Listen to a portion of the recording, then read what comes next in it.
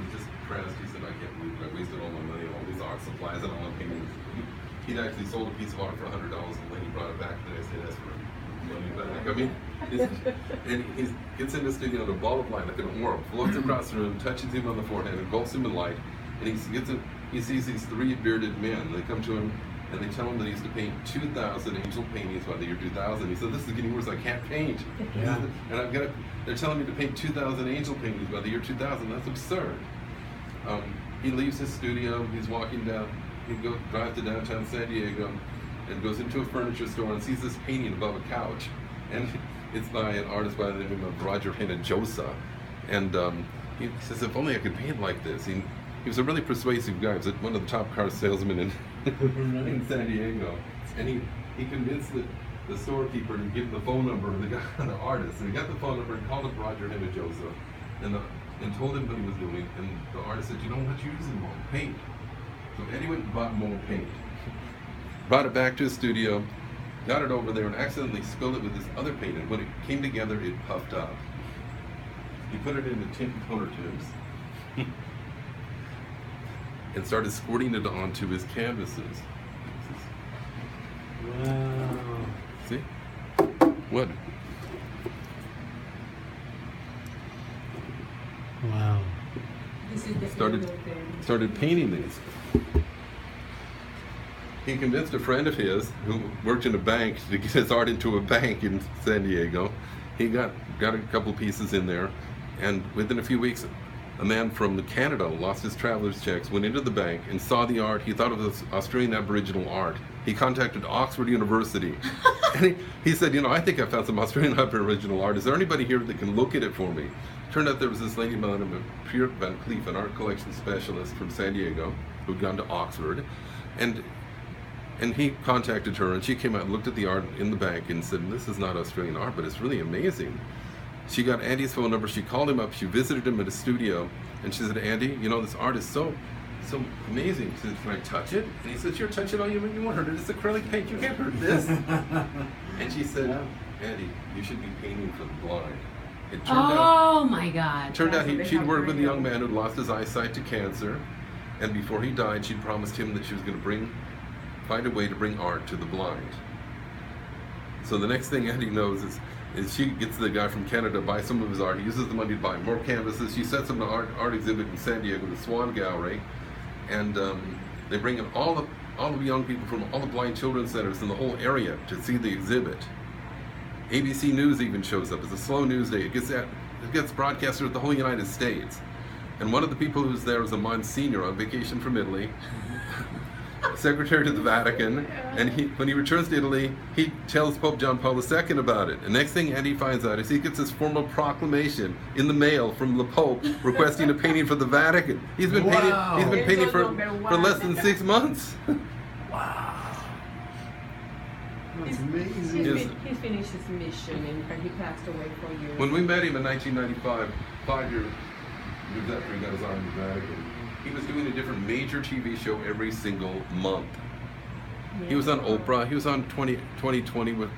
He was on Larry King Live. He was on Lifestyles. He was in Life magazine. He was in People magazine. He was on National Enquirer. He was in. That's incredible. And like I said, we filmed 3 TV shows here, but it was about 10% of the shows that he did. In fact, I got a call one time to go to Hollywood and do a TV show right after we'd opened. We'd opened about maybe a year and a half, and we did a show called The Carolyn Maryland Show, which was on ABC. It was replaced by The View, and eventually, and it turned out that Andy was on the show too. And I said, Andy, thanks for getting me on the show. He said, what are you doing here, kid?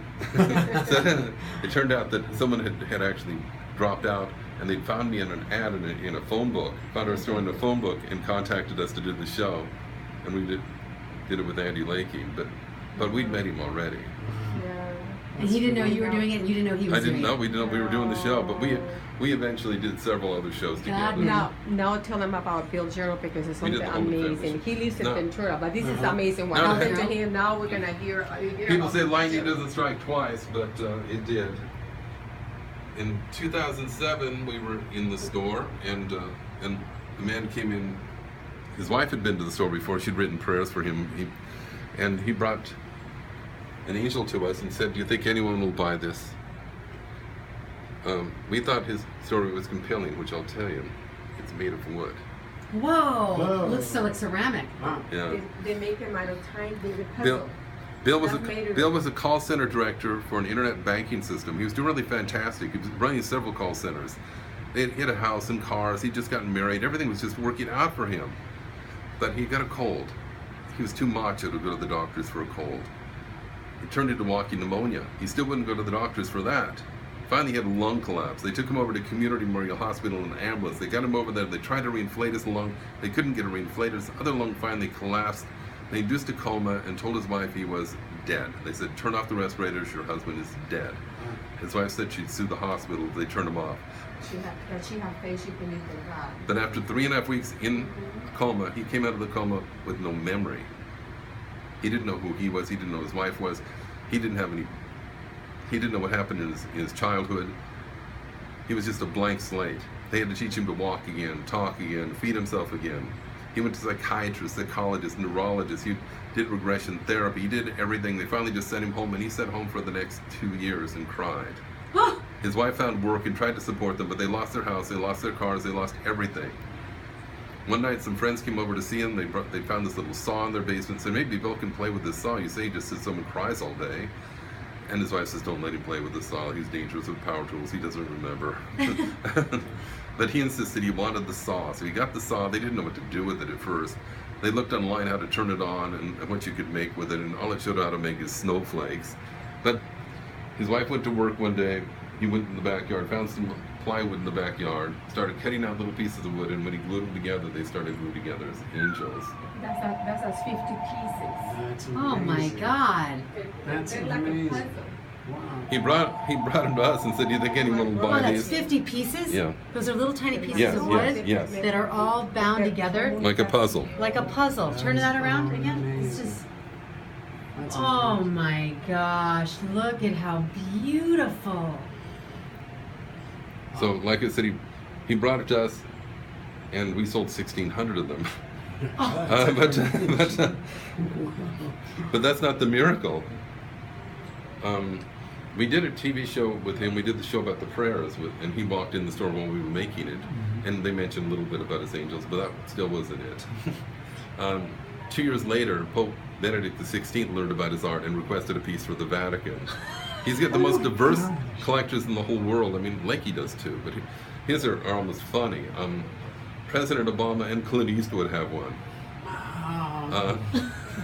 Joel Osteen and Pope Benedict have one. Even Holly Berry and Bryan Cranston have his art. I learned a couple of years ago that Joe Biden had one. I said, "How did Biden get one of these?" It turned out that a friend of his had bought it for him at our store for a Christmas present. It hangs in his office in Washington, D.C. That's amazing. This is the detail on this is That's so incredible. exquisite. Wow. Look at these sparkles. Oh my gosh. I can't believe that's wood. Mm-hmm. Yeah, that's incredible. He never, and I've talked to his friends and to his relatives, he'd never done anything like this. And they said the only kind of art he had ever done before was just stick people. If he drew something for you, he'd just be a stick person. He did not do any kind of art at all. What he did before he got into call centers, he was a country rock singer. Oh man. He did that for 16 years. Did he ever remember when he was in a coma and he died? Did he ever remember going to heaven or talking to an angel or anything? He has flashbacks. He has flashbacks, and he started seeing these angels. That's part of what got him to put it together as an angel. He has a stepson who's really afraid of the dark. He still is, and he's 16 years old now, but he was just a little kid then. And he went in the room one day and just check on him, and he saw that he's being held by an angel. Wow. And